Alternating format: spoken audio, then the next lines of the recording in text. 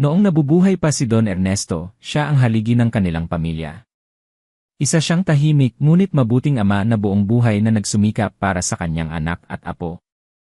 Kasama niya sa kwento ang kanyang anak na si Roberto, isang responsableng lalaki na nagmana ng kabutihan ng kanyang ama.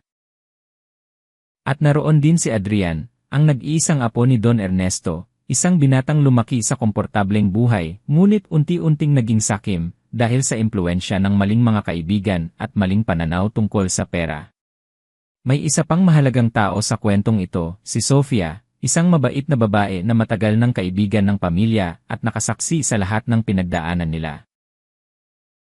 Bago tayo magpatuloy sa napakabigat at emosyonal na kwentong ito, kung mahilig kayo sa mga kwentong puno ng aral, pagmamahal sa pamilya, at mga pangyayaring kayang humipo sa puso, huwag kalimutang i-like, i-share, at i-subscribe ang channel na ito. Ang inyong suporta ang nagbibigay inspirasyon upang maipagpatuloy natin ang mga kwentong may dalang pag-asa at mahahalagang aral sa buhay. Ngayon, simulan na natin ang kwentong magpapakita kung paano kayang baguhin ng kasakiman ang isang tao, at kung paano rin kayang ibalik ng tadhana ang hustisya sa tamang panahon. Makulimlim ang umagang iyon nang umalingaw sa buong bahay ang balitang hindi inaasahan ng pamilya. Patay na si Roberto. Isang malubhang aksidente sa sasakyan ang biglang kumitil sa kanyang buhay. Sa sala ng kanilang malaking bahay, nakaupo si Don Ernesto habang mahigpit na hawak ang larawan ng kanyang anak. Nanginginig ang kanyang mga kamay at walang tigil ang pag-agos ng kanyang mga luha. Wala ka na, anak. Mahina niyang bulong habang nakatitig sa larawan. Sa kanyang edad na 78 taong gulang, pakiramdam niya ay nawala ang kalahati ng kanyang pagkatao. Samantala, si Adrian naman ay nakatayo sa kabilang bahagi ng sala. Nakasuot siya ng mamahaling damit ngunit baka sa kanyang mukha ang kakaibang uri ng pag-aalala. Hindi para sa kanyang ama, kundi para sa mga ari-arian. Pagkalipas ng libing, nagsimula ng magbago ang lahat. Sa unang mga linggo, maayos pa ang pakikitungo ni Adrian sa kanyang lolo. Ngunit habang lumilipas ang mga araw, mas lalo niyang nakikita si Don Ernesto bilang pabigat. Madalas na siyang mainis kapag inuubo ang matanda. Naiinis siya kapag kailangan nitong alalayan sa paglalakad. Naiinis siya kapag nagtatanong ito tungkol sa mga gastusin ng bahay. Isang gabi, habang kumakain sila sa hapag, nagsalita si Don Ernesto. Adrian, anak, baka pwede nating bisitahin minsan ang puntod ng papa mo. Hindi man lang tumingin si Adrian. Busy ako. Tumango lamang si Don Ernesto. Makalipas ang ilang segundo, muli siyang nagsalita. Naaalala ko noong maliit ka pa. Tuwing linggo, sabay tayong pumupunta roon ng papa mo sa parke. Biglang bumagsak ang kutsara ni Adrian sa mesa. Lolo, pwede ba? Lagi na lang nakaraan ang pinag-uusapan mo. Natahimik si Don Ernesto. Lagi kang may kwento. Lagi kang may alaala. Nakakasawa na. Napayuko ang matanda. Hindi siya sumagot. Ngunit sa loob-loob niya, parang may mabigat na bagay na unti-unting dumudurog sa kanyang puso. Hindi niya alam kung kailan nagsimulang magbago ng ganoon ang kanyang apo. Hindi niya alam kung saan siya nagkulang. Lumipas ang mga buwan. Mas lumala ang ugali ni Adrian.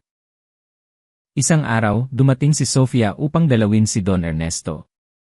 Nadatnan niyang mag-isa itong nakaupo sa bakuran habang tahimik na nakatingin sa kalangitan. Don Ernesto, nakangiting bati ni Sofia. Napangiti ang matanda.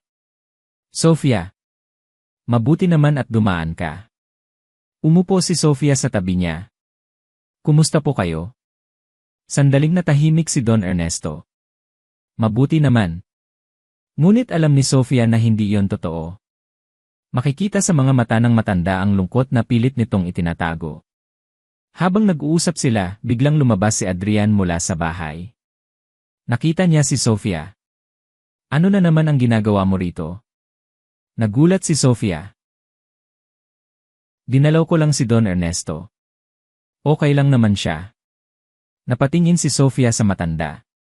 Hindi siya nagsalita. Ngunit malinaw sa kanya na hindi okay si Don Ernesto. Nang makaalis si Sofia, marahang hinawakan ni Don Ernesto ang kanyang lumang relo. Ito ang huling regalo sa kanya ng kanyang anak. Muli niyang naalala ang mga salitang sinabi ni Roberto ilang taon bago ito namatay. Pa, may sikreto akong gustong sabihin sa'yo. Ano yon, anak? Kapag dumating ang tamang panahon, may malaking bagay kang malalaman tungkol sa pamilya natin. Noon ay hindi niya gaanong pinansin ang sinabi nito. Ngunit ngayon, madalas niya itong maalala. Hindi niya alam na may koneksyon pala iyon sa isang napakalaking lihim na magpapabago sa buhay ng lahat. Samantala, si Adrian ay lalo pang nalulubog sa luho. Palagi siyang nasa mga mamahaling restaurant. Palagi siyang nasa mga party. Palagi siyang nagpapakitang gilas sa mga kaibigan. Unti-unti niyang nauubos ang perang iniwan ng kanyang ama. Ngunit hindi niya ito iniisip. Para sa kanya, hindi mauubos ang kanilang kayamanan. Isang gabi, nakatanggap siya ng tawag mula sa bangko. Sir Adrian, nais lamang naming ipaalam na may ilang account na malapit ng maubos. Nairita siya. Paano mangyayari yon? Ipinaliwanag ng empleyado ang mga gastusin. Pagkatapos ng tawag, napaupo siya sa sofa. Doon unang pumasok sa isip niya ang isang bagay. Pabigat si Don Ernesto. Kumakain. May gamot. May gastusin. May alaga. At wala namang naitutulong. Kinabukasan, habang nag-aalmusal ang matanda, biglang umupo si Adrian sa harap niya. May malamig na ekspresyon sa kanyang mukha. Lolo. Oh, bakit anak? Sa unang pagkakataon, hindi maganda ang tono ng sumunod na mga salita. Sa tingin ko panahon na para maghiwalay tayo ng tirahan. Napatigil si Don Ernesto. Hindi siya agad nakaunawa. Ano? Huminga ng malalim si Adrian. Hindi ko na kayang alagaan ka. Parang tumigil ang oras. Nanginginig ang mga kamay ng matanda. Adrian, may mga home for the elderly naman. Parang kutsilyong tumarak sa puso ni Don Ernesto ang bawat salitang narinig niya. Apo ni. Wala akong oras para sa ganito. Tumulo ang luha ng matanda. Ako ang nag-alaga sa iyo noong bata ka. Sandaling natahimik si Adrian. Ngunit matigas na ang kanyang puso. At nagpapasalamat ako roon.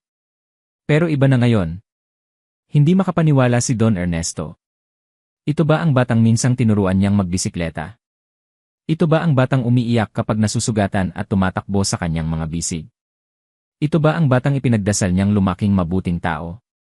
Makalipas ang 3 araw, tuluyan ng isinakay ni Adrian ang ilang gamit ng kanyang lolo sa isang lumang sasakyan.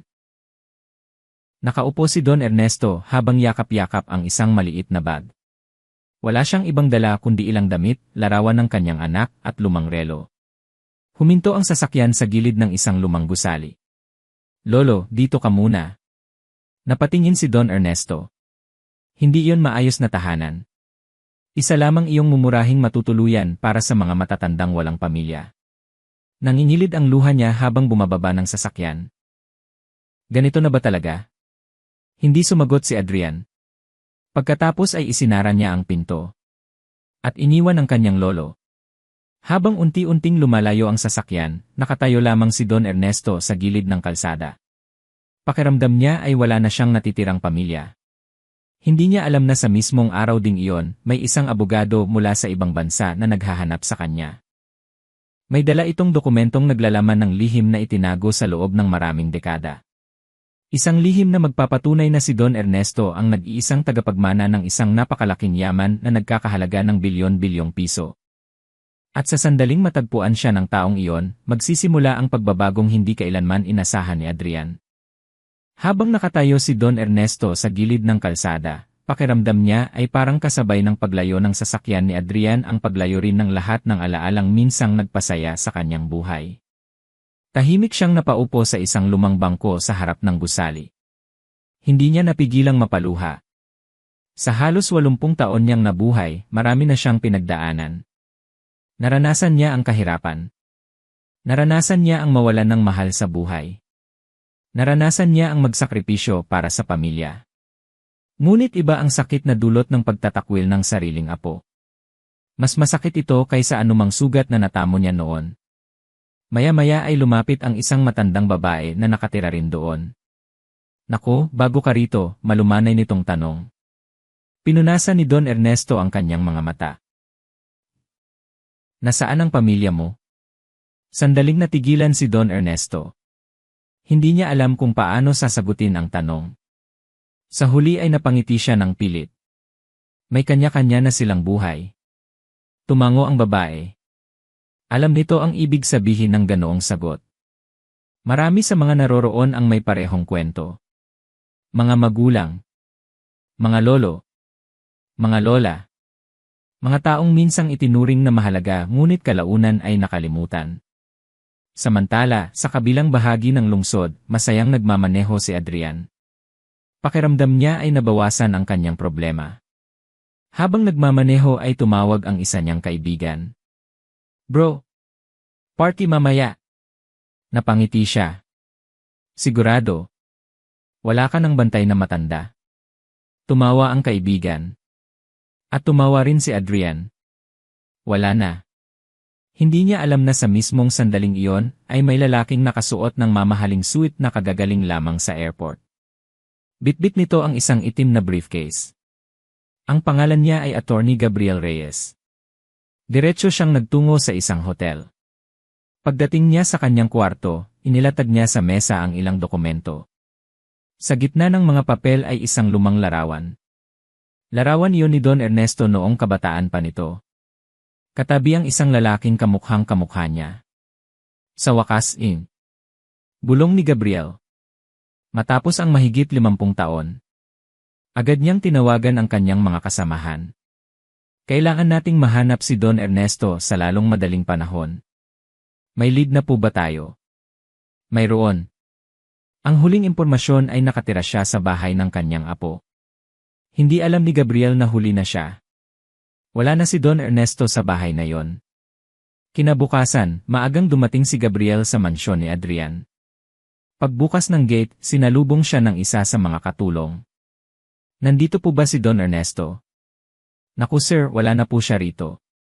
Nagtaka si Gabriel. Ano ang ibig mong sabihin? Pinauwi na po. Pinauwi saan?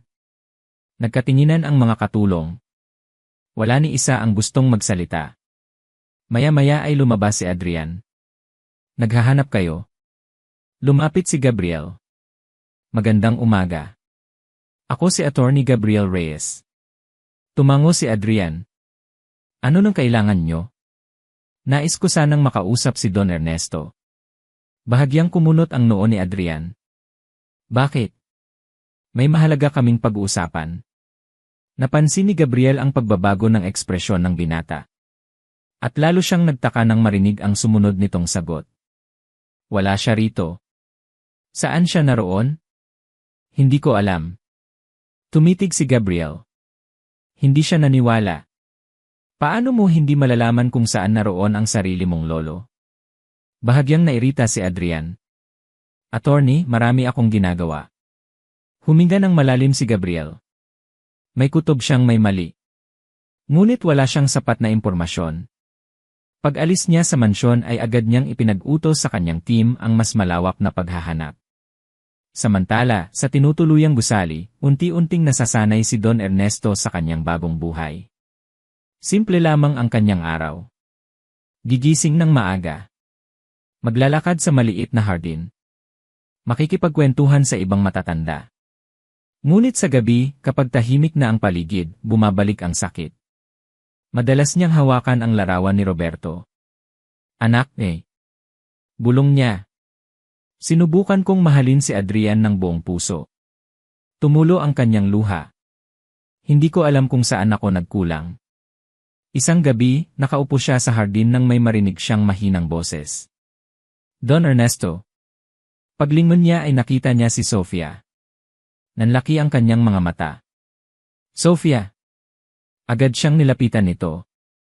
At nang makita nito ang kalagayan ng matanda, hindi nito napigilang maiyak. Diyos ko ni. Hinawakan nito ang kanyang mga kamay. Bakit kayo narito? Piliting ngumiti si Don Ernesto. Ayos lang ako. Hindi po ito ayos. Mabigat ang boses ni Sofia. Napuntahan ko ang bahay niyo. Napayuko ang matanda. Wala na akong bahay. Hindi napigilan ni Sofia ang kanyang pagluha. Sa lahat ng taong kilala niya, si Don Ernesto ang isa sa pinakamabuti. Ito ang taong tumulong sa maraming tao nang hindi naghihintay ng kapalit. At ngayon, ganito ang sinapit nito. Sumama na po kayo sa akin. Umiling si Don Ernesto. Ayoko maging pabigat. Hindi kayo pabigat. Muling tumulo ang luha ng matanda. Matagal na panahon na mula nang may nagsabi sa kanya ng ganoong salita. Hindi niya namalayang unti-unti nang nawawala ang pakiramdam na may halaga pa siya. Ngunit sa gabing iyon, kahit paano, nakaramdam siya ng kaunting pag-asa. Samantala, sa hotel, muling pinag-aralan ni Attorney Gabriel ang mga dokumento. Sa wakas ay natuklasan niya ang buong kwento. Maraming dekada na ang nakalipas, may isang Pilipinong negosyante na nagngangalang Alejandro Mendoza ang nagtungo sa Europa. Doon siya nagtayo ng napakalaking negosyo. Lumawak ang kanyang mga kumpanya sa iba't ibang bansa. Bilyon-bilyong dolyar ang kanyang naging kayamanan. Ngunit bago siya namatay, natuklasan niyang may nawawala siyang kapatid. At ang kapatid na yon ay walang iba kundi ang ama ni Don Ernesto. Sa loob ng maraming taon, hinanap nila ang pamilya nito. Ngunit hindi nila matagpuan. Hanggang kamakailan lamang. At ayon sa testamento, dahil wala ng direktang tagapagmana si Alejandro Mendoza, ang buong yaman nito ay mapupunta sa pinakamalapit na kamag-anak. Si Don Ernesto. Napaupo si Gabriel habang nakatingin sa dokumento. Ang kabuang halaga ng mana ay higit sa 50 bilyong piso. Kasama rito ang mga kumpanya, lupain, gusali, at mga investment sa iba't ibang bansa.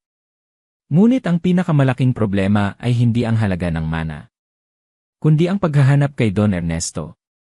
Dahil sa bawat araw na lumilipas, mas tumitindi ang panganib na may ibang taong makialam sa proseso.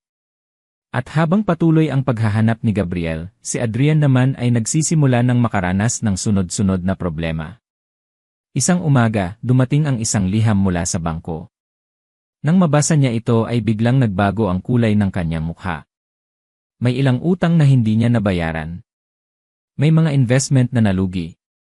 At may mga account na halos wala ng laman. Bigla niyang naalala ang perang walang tigil niyang ginasto sa loob ng nakaraang mga buwan. Sa unang pagkakataon matapos paalisin ang kanyang lolo, nakaramdam siya ng kaba. At hindi pa niya alam na ang mga susunod na araw ay magdadala ng mga pangyayaring tuluyang babaligtad sa kanyang mundo. Ilang minuto matapos basahin ni Adrian ang liham mula sa bangko, hindi siya mapakali. Paulit-ulit niyang binasa ang mga numero. Paulit-ulit niyang sinuri ang mga detalye. Ngunit kahit ilang beses pa niya tingnan, iisa lamang ang lumalabas na katotohanan. Unti-unti nang nauubos ang kanyang pera. Ang perang akala niya ay hindi kailanman mauubos. Napaupo siya sa kanyang mamahaling sofa habang nakatitig sa kisam. Sa unang pagkakataon matapos mamatay si Roberto, nakaramdam siya ng takot. Hindi niya alam kung ano ang gagawin. Sanay siyang gumastos. Sanay siyang magpakitang gilas. Sanay siyang isipin na laging may perang darating. Ngunit ngayon, tila nagsisimula ng magsara ang lahat ng pintuan. Makalipas ang ilang oras ay dumating ang dalawa niyang kaibigan. Sila rin ang mga taong madalas niyang kasama sa mga party at luho. Bro, tara. May bagong resort na binuksan. Piliting ngumiti si Adrian. Pass muna. Nagkatinginan ang dalawa. Bakit? Wala lang. Ngunit hindi na kontento ang mga ito. Makalipas ang ilang minuto ay napilitan siyang ikwento ang problema. Akala niya ay makakakuha siya ng suporta. Ngunit ang narinig niya ay kabaligtaran. Ano? Wala ka ng pera? Teka, seryoso. Natahimik si Adrian. At doon niya nakita ang pagbabago sa mga mukha ng kanyang mga kaibigan. Parang biglang nawala ang kanilang interes. Parang wala ng halaga ang kanyang presensya. Makalipas lamang ang ilang sandali ay nagpaalam na ang mga ito. Pagkasara ng pinto, naiwan siyang mag-isa sa napakalaking bahay. Napakatahimik. At sa katahimikang iyon, bigla niyang naalala ang kanyang lolo. Noong naroon pa si Don Ernesto, hindi kailanman naging ganito katahimik ang bahay. Palaging may bumabati sa kanya sa umaga. Palaging may nagtatanong kung kumain na ba siya. Palaging may naghihintay sa kanyang makauwi. Mabilis niyang inalis ang mga alaalang iyon. Ayaw niyang mag-isip.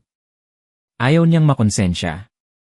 Samantala, sa kabilang bahagi ng lungsod, nakaupo si Don Ernesto sa maliit na hardin ng gusaling kanyang tinutuluyan. Katabi niya si Sofia. Tahimik silang nakatingin sa mga halaman. Maya-maya ay nagsalita si Sofia. Nagagalit po ba kayo kay Adrian? Matagal bago sumagot si Don Ernesto. Sinubukan ko. Napatingin si Sofia. Sinubukan kong magalit. Napangiti ng mapait ang matanda. Pero tuwing naaalala ko siyang bata pa, hindi ko magawa. Napalunok si Sofia. Kahit ginawa niya yon sa inyo. Tumango si Don Ernesto. Naliligaw lang siya. Pero nasaktan niya kayo. Muli itong ngumiti. Masakit. Napatingin siya sa malayo. Pero apo ko pa rin siya. Naramdaman ni Sofia ang bigat ng mga salitang iyon. Minsan talaga, ang pagmamahal ng isang lolo ay walang kondisyon. Kahit paulit-ulit masaktan. Kahit paulit-ulit ipagtabuyan. Nagmamahal pa rin. Habang nag-uusap sila, may isang sasakyang itim ang huminto sa labas ng gusali. Mabilis na bumaba si Attorney Gabriel. Pagod na ang kanyang mukha. Halos 2 linggo na siyang naghahanap. Dose-dosenang lugar na ang kanyang napuntahan. At ngayong araw, isang dating katulong ng pamilya ang nagbigay sa kanya ng impormasyon. Agad siyang pumasok sa gusali. Lumibot siya sa maliit na bakuran. At doon niya nakita ang isang matandang lalaking nakaupo sa ilalim ng puno. Hawak nito ang isang lumang relo. Katabi si Sofia. Biglang bumilis ang tibok ng puso ni Gabriel. Dahan-dahan siyang lumapit. Paumanhin po. Napatingin sina Don Ernesto at Sofia. Nang makita ni Gabriel ang mukha ng matanda, agad niyang nakumpirma ang kanyang hinala. Ito na siya. Sa wakas. Don Ernesto po ba kayo? Nagtaka ang matanda. Napangiti si Gabriel. Hindi dahil sa saya. Kundi dahil matapos ang napakahabang paghahanap, natagpuan na rin niya ang taong matagal nang hinahanap ng maraming tao. Ako po si Attorney Gabriel Reyes. Nagtaka si Don Ernesto. Hindi kita kilala. Opo. Huminga ng malalim si Gabriel. Ngunit mahalaga po ang pag-uusap natin. Nagkatinginan sina Sofia at Don Ernesto. Nakita ni Sofia ang seryosong ekspresyon ng abogado. Hindi ito mukhang scammer. Hindi rin ito mukhang kung sino lamang. May kakaibang bigat ang kanyang presensya. Umupo si Gabriel sa harap nila. Pagkatapos ay binuksan niya ang kanyang briefcase. Dahan-dahan niyang inilabas ang ilang dokumento. Kasama ang isang lumang larawan. Pagkakita ni Don Ernesto sa larawan, biglang nanlaki ang kanyang mga mata. Nanginginig niyang kinuha iyon. Hindi maaari eh. Mahina ang kanyang boses. Sa larawan ay isang lalaking halos kamukhang-kamukha ng kanyang ama. Maraming dekada na ang lumipas mula nang huli niya itong makita. Ano ito? Mabigat ang boses niya. Tahimik na nagsalita si Gabriel. Matagal na po namin kayong hinahanap. Nanginginig ang mga kamay ni Don Ernesto. Bakit? Doon nagsimulang ikwento ni Gabriel ang lihim na itinago ng panahon. Ang nawawalang kapatid. Ang pamilya sa ibang bansa. Ang negosyong lumago sa loob ng maraming dekada. At ang napakalaking mana. Habang nakikinig si Don Ernesto, parang hindi niya maintindihan ang lahat. Pakiramdam niya ay nananaginip lamang siya. Ako? Tanong niya. Tagapagmana. Tumango si Gabriel. Opo. Hindi makapagsalita si Sofia. Hindi rin makapaniwala si Don Ernesto. Buong buhay niyang inisip na isa lamang siyang ordinaryong tao. Ngayon ay may nagsasabing isa siya sa pinakamayamang tagapagmana sa buong bansa. Ngunit ang sumunod niyang sinabi ang lalong ikinagulat ni Gabriel. Ayaw ko ng pera. Napatingin ang abogado. Po. Napailing si Don Ernesto. Hindi pera ang kailangan ko. Mabigat ang kanyang tinig. Kailangan ko ang pamilya ko. Natahimik ang lahat. Maging si Sofia ay napaluha. Dahil sa kabila ng lahat ng sakit na naranasan ng matanda, hindi pa rin pera ang nasa isip nito, kundi ang kanyang apo. Samantala, walang kamalay-malay si Adrian sa mga nangyayari. Abala siya sa isa pang problema. Nakatanggap siya ng tawag mula sa isang kumpanyang pinagkakautangan niya. Adrian, kailangan na po ninyong bayaran ang inyong obligasyon. Napahawak siya sa kanyang noo. Wala pa akong pera. Kung hindi po kayo makakabayad, mapipilitan kaming magsampa ng kaso. Biglang nanlamig ang kanyang katawan. Pagkababa ng tawag ay isa na namang tawag ang dumating. Pagkatapos ay isa pa. At isa pa. Parang sabay-sabay na dumating ang lahat ng problemang matagal niyang hindi pinapansin. Habang lumalalim ang gabi, mag-isa siyang nakaupo sa sala. At sa unang pagkakataon, tumingin siya sa bakanteng upuang dating inuupuan ng kanyang lolo. Hindi niya alam kung bakit. Ngunit biglang sumikip ang kanyang dibdib. Bigla niyang naalala ang huling araw bago niya ito pinaalis. Ang nanginginig nitong mga kamay. Ang namumula nitong mga mata. At ang mahinang tanong nito. Ganito na ba talaga? Mariin niyang ipinikit ang kanyang mga mata. Ayaw niyang maalala iyon. Ngunit hindi na niya kayang takasan ang konsensyang unti-unting gumigising sa kanyang puso. Habang si Adrian ay nilalamon ng problema at pagsisisi, si Attorney Gabriel naman ay nagsisimula ng ayusin ang legal na proseso ng paglipat ng napakalaking mana kay Don Ernesto. At sa mga dokumentong kanyang sinusuri ng gabing iyon, may isang detalye siyang natuklasan na hindi pa niya naibabahagi kahit kanino. Isang espesyal na probisyon sa testamento ni Alejandro Mendoza. Isang kondisyon na maaaring tuluyang magpabago sa kapalaran ni Adrian at sa buong pamilya ni Don Ernesto. Tahimik na napaupo si Gabriel habang muling binabasa ang dokumento. Unti-unting nagbago ang kanyang ekspresyon. Dahil ang nakasulat doon ay isang bagay na hindi niya inaasahan. Paulit-ulit na binasa ni Attorney Gabriel ang bahagi ng testamento. Sa loob ng maraming taon niyang pagiging abogado, nakakita na siya ng iba't ibang uri ng huling habilin. May mga nag-iwan ng kayamanan sa mga anak. May mga nagbigay ng lahat sa kawanggawa. May mga nagtakda ng mahihigpit na kondisyon. Ngunit kakaiba ang nakasulat sa dokumentong hawak niya ngayon. Napasandal siya sa kanyang upuan habang mabigat na nag-iisip. Pagkatapos ay muli niyang binasa ang mga salita. Nakasaad doon na ang pangunahing tagapagmana ay si Don Ernesto. Ngunit mayroon pang isang espesyal na probisyon.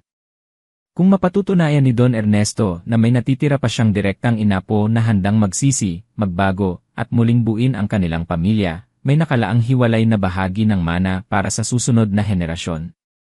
Hindi ito otomatikong matatanggap. Hindi rin ito ibibigay dahil lamang sa dugo. Kinakailangan munang mapatunayan ang tunay na pagbabago ng pagkatao. Napailing si Gabriel. Hindi niya alam kung matutuwa ba siya o malulungkot. Dahil base sa mga impormasyong nalaman niya tungkol kay Adrian, tila napakalayo nito sa hinihinging kondisyon. Samantala, sa maliit na silid na tinutuluyan ni Don Ernesto, hindi siya makatulog. Nakahiga siya habang nakatitig sa kisam. Katabi niya ang mga dokumentong ipinakita ni Gabriel. Pakiramdam niya ay napakabigat ng lahat ng nangyari sa loob lamang ng isang araw. Mula sa pagiging isang matandang itinapon ng sariling apo. Ngayon ay isa siyang taong hinahanap ng mga kumpanya, abogado, at mga tagapangasiwa ng bilyong pisong kayamanan. Ngunit kakaiba ang kanyang iniisip. Hindi pera. Hindi mga negosyo. Hindi mga mansyon. Kundi si Adrian. Napapikit siya habang naaalala ang apo. Naalala niya ang araw na unang beses itong naglakad. Naalala niya ang unang araw nito sa paaralan.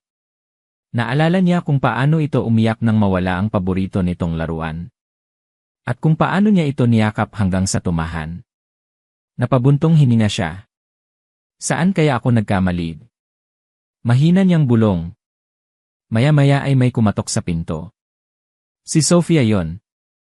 Pwede po ba akong pumasok? Naman. Umupo si Sofia sa tabi ng kama. Tahimik muna silang dalawa. Pagkatapos ay nagsalita ito. Masaya po ba kayo? Napangiti si Don Ernesto. Kakaibang tanong. Totoo po. Tumango si Sofia. Kasi kung ako ang nasa kalagayan nyo, baka hindi ako makatulog sa sobrang saya. Napatingin sa kanya ang matanda. Pagkatapos ay marahan siyang ngumiti. Sofia, alam mo ba kung kailan ako pinakamasaya?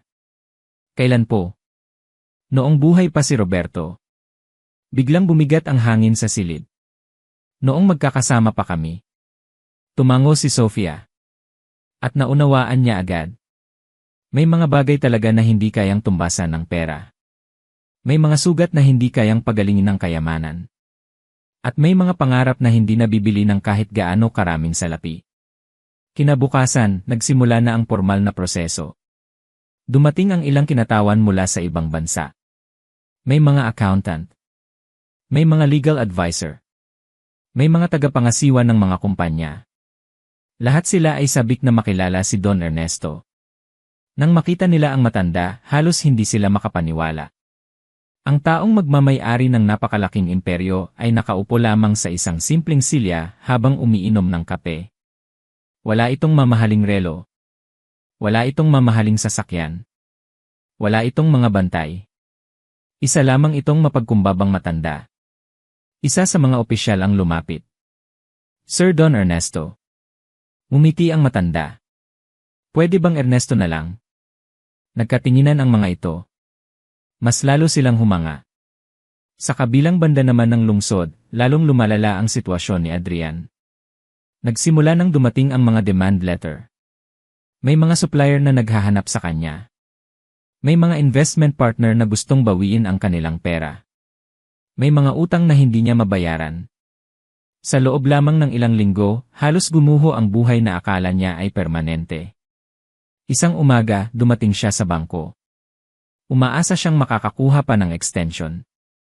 Ngunit seryoso ang mukha ng manager. Pasensya na po, Yin Adrian. Ano nang ibig ninyong sabihin? Marami na po kayong hindi nababayarang obligasyon. Pakiramdam niya ay unti-unting nawawala ang hangin sa kanyang dibdib. Bigyan niyo ako ng panahon. Nagbigay na po kami ng maraming pagkakataon. Paglabas niya ng bangko, para siyang nawala ng direksyon. Hindi niya alam kung saan pupunta. Hindi niya alam kung sino ang lalapitan. At doon niya napagtanto ang isang masakit na bagay. Ang mga taong akala niyang kaibigan ay wala na. Ang mga taong laging nakapaligid sa kanya noong marami siyang pera ay isa-isang naglaho. Wala siyang matawagan. Wala siyang masandalan. Habang naglalakad siya sa gilid ng kalsada, napahinto siya sa isang maliit na parke. May nakita siyang isang matandang lalaki na nakaupo sa tabi ng apo nito. Masayang nagtatawanan ang dalawa. Biglang bumalik sa kanyang isip ang mukha ni Don Ernesto. Ang kanyang lolo. Ang taong itinaboy niya. Ang taong nagmahal sa kanya nang walang hinihinging kapalit. Biglang sumikip ang kanyang lalamunan. Sa unang pagkakataon matapos ang lahat, tumulo ang isang luha mula sa kanyang mata. Mabilis niya iyong pinunasan. Ngunit hindi niya mapigilan ang bigat na bumabalot sa kanyang puso. Samantala, sa opisina ng mga tagapangasiwa ng mana, may isa pang mahalagang pagpupulong na nagaganap. Nasa gitna si Don Ernesto habang ipinapakita sa kanya ang lawak ng kanyang magiging pagmamay-ari.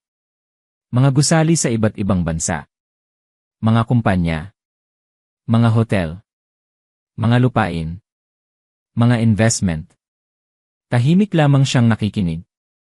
Maya-maya ay nagsalita siya. May tanong ako. Agad na tumingin sa kanya ang lahat. Ano po iyon? Huminga ng malalim si Don Ernesto. Pwede bang gamitin ang bahagi ng kayamanang ito para makatulong sa mga matatandang pinabayaan ng kanilang pamilya? Biglang natahimik ang silid. Nagkatinginan ang mga opisyal. Hindi nila inaasahan ang tanong na yon. Sa dami ng taong nakakita sila ng malalaking mana, kadalasan ay sariling kapakanan ang unang iniisip. Ngunit si Don Ernesto ay iba.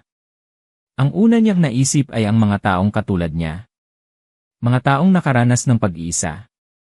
Mga taong nakaranas ng pagtatakwil. Unti-unting napangiti si Gabriel habang pinagmamasdan ang matanda. Lalo niyang naunawaan kung bakit ito ang pinili ng tadhana upang magmana ng napakalaking kayamanan. Ngunit habang nagpapatuloy ang pagpupulong, may isang tauhan ang nagmamadaling pumasok sa silid. May dala itong bagong ulat. Lumapit ito kay Gabriel at may ibinulong. Unti-unting nagbago ang ekspresyon ng abogado. Ano? Mahina ngunit mabigat ang kanyang tanong. Tumango ang tauhan. Agad niyang kinuha ang dokumento at binasa. Pagkaraan ng ilang segundo, tumingin siya kay Don Ernesto. May problema ba? Tanong ng matanda. Sandaling natahimik si Gabriel. Pagkatapos ay nagsalita. May natanggap kaming impormasyon tungkol kay Adrian. Biglang naging seryoso ang mukha ni Don Ernesto. Ano ang nangyari sa apo ko? Tumingin si Gabriel sa hawak niyang ulat. At ang impormasyong nakasulat doon ay maaaring magdala kay Adrian sa pinakamahirap na yugto ng kanyang buhay, isang pangyayaring hindi lamang maglalagay sa kanya sa panganib na mawalan ng lahat, kundi maaari ring tuluyang sumira sa natitira niyang pangalan at kinabukasan. Tahimik ang buong silid. Parang biglang huminto ang oras sa sandaling binasa ni Gabriel ang huling linya ng ulat. Nakatitig si Don Ernesto sa kanya, hindi kumukurap, hinihintay ang sagot na unti-unting bumabagsak sa kanyang dibdib na parang mabigat na bato. Ano ang nangyari sa apo ko? Ulit niya, mas mahina ngunit mas nanginginig. Huminga ng malalim si Gabriel. Si Adrian po ay kinasuhan ng fraud at misappropriation of funds. Parang biglang nawala ang hangin sa paligid. Napahawak si Don Ernesto sa mesa. Hindi niya agad naintindihan ang sinabi. Ano? Ipinagpatuloy ni Gabriel, mabigat ang bawat salita. May mga investor po na nagulat na ginamit ang kanilang pera sa mga transaksyon na hindi otorisado. May mga kontratang pinirmahan na hindi nasunod. At may ebidensyang nagsasabing ginamit ang ilang pondo para sa personal na luho habang may obligasyon siyang hindi binayaran. Biglang napayuko si Don Ernesto. Parang may pumasok na matalim na bagay sa kanyang dibdib. Hindi siya makapagsalita. Hindi dahil hindi niya naiintindihan, kundi dahil ayaw tanggapin ng kanyang puso ang naririnig.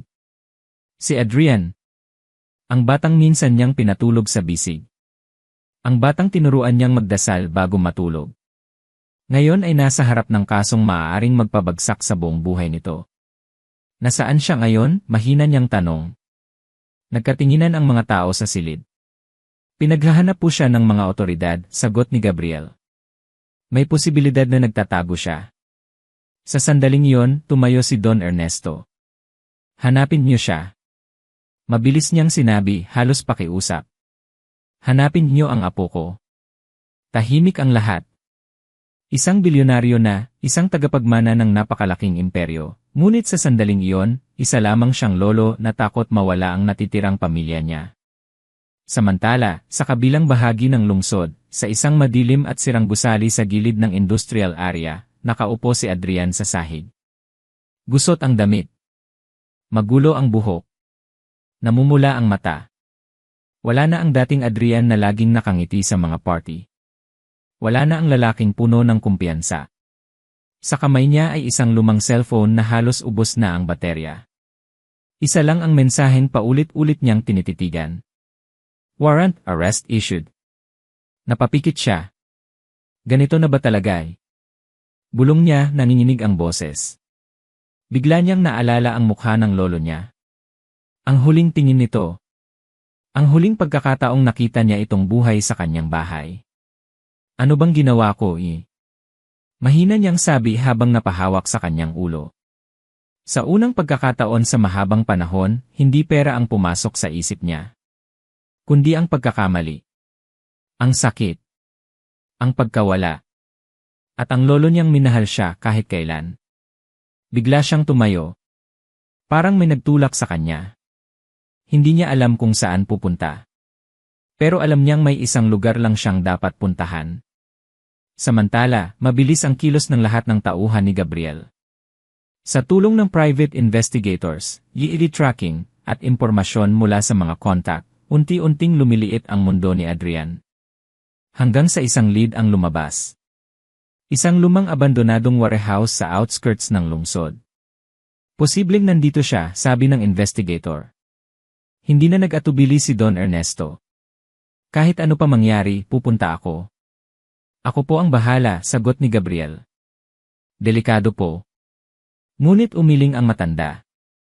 Hindi. Apo ko siya.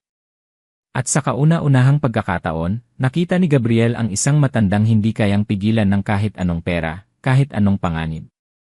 Dahil ang lakas niya ay hindi galing sa kayamanan, kundi sa pagmamahal. Pagdating nila sa abandonadong gusali, tahimik ang paligid. Mabigat ang hangin.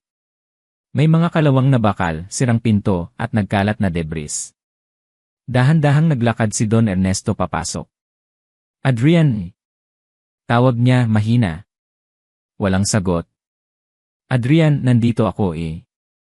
Biglang may inday sa loob. Isang bagay ang nahulog. At mula sa dilim, lumitaw si Adrian.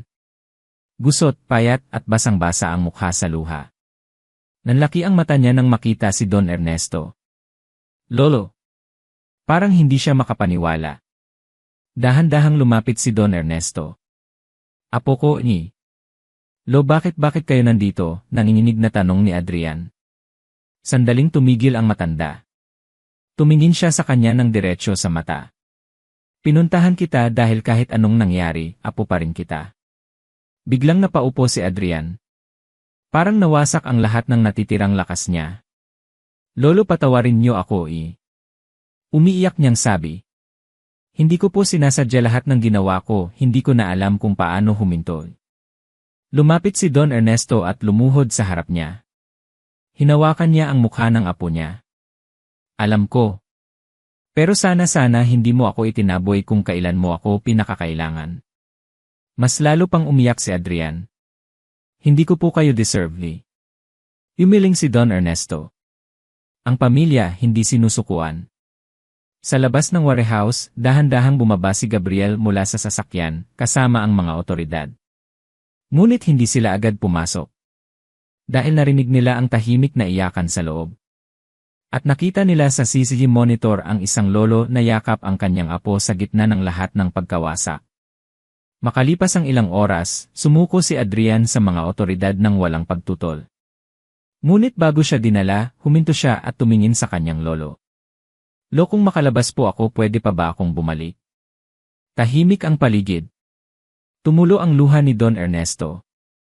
Adrian. Pero hindi para sa pera. Para sa pamilya. Dahan-dahang tumango si Adrian habang inilalayo siya. At sa huling sandali, ang kanilang mga mata ay nagtagpo. Isang mata ng pagsisisi. Isang mata ng pagmamahal na hindi nawala kahit kailan. Lumipas ang mga buwan. Ang kaso ni Adrian ay humantong sa malalim na investigasyon.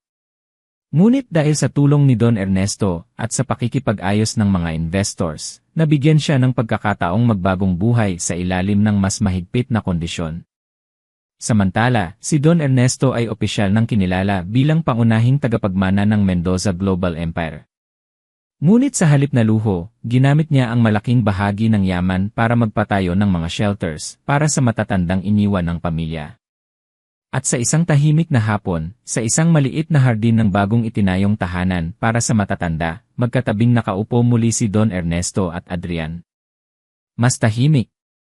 Mas simple. Ngunit mas totoo. Apo, mahina sabi ni Don Ernesto. Opo, Lolo. Huwag mong hayaang ulitin mo ang ginawa mo.